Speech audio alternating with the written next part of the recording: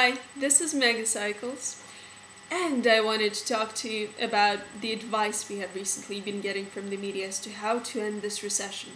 So, I'm going to work with the assumption that the viewers of this video know what a bond or a treasury note is and understand the concept of peak oil.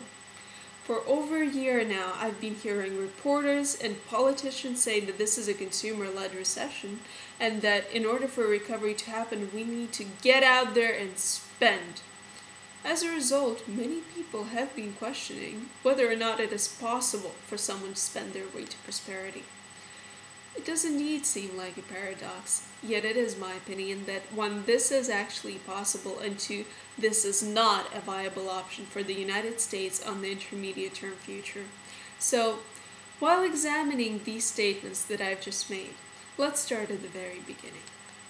As far as we know, people have commenced as a society of hunters and gatherers. The two essential needs were nourishment and shelter, and there was virtually no excess capacity for individuals. So, in other words, every day was a battle for survival with little to spare.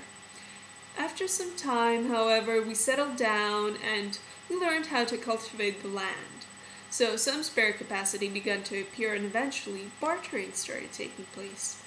Yet bartering had its own complications, so if, for instance, I grow tomatoes and the baker of the town dislikes tomatoes, it is likely that I'm not going to be eating a lot of bread. So to make matters easier for me, or for whomever that was, people came up with money. It allowed for more freedom to choose what to purchase, rather than to be limited to only the goods of those who would trade with you. But things continued to evolve. New lands were discovered, in fact, new continents. Resources like coal and oil and natural gas were tapped into, and with all this newly discovered abundance, it only made sense for people to borrow money in order to tap into the wealth of the future. After all, there was more than enough of everything for everyone, but no egalitarianism to help spread it evenly among the population. This is where the capitalist concept of spending one's way to prosperity comes into the picture more prominently. Now let's look at an example of this. Let's say that Prudence was a baker before oil in America were discovered. She managed to harvest enough wheat on her land to bake 60 loaves of bread a month.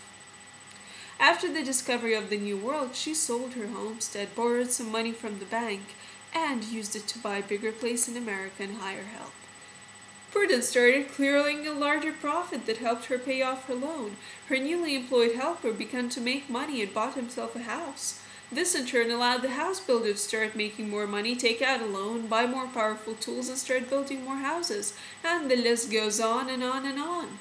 In this example, there are enough resources for everyone, and there's the means to mass produce due to near free energy.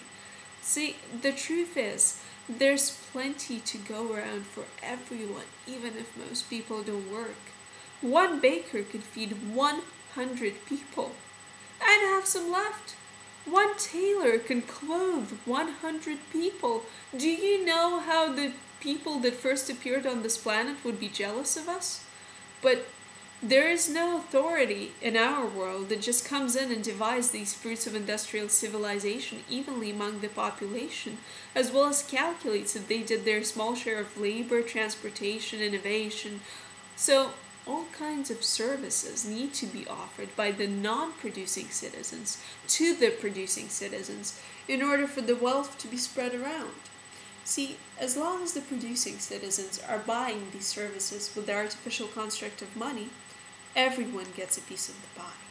And the spare time that one would imagine could be gained by this energy and resource-rich world, it gets replaced by complexity of society as more jobs get imagined into being, so people can get a larger share of the goods.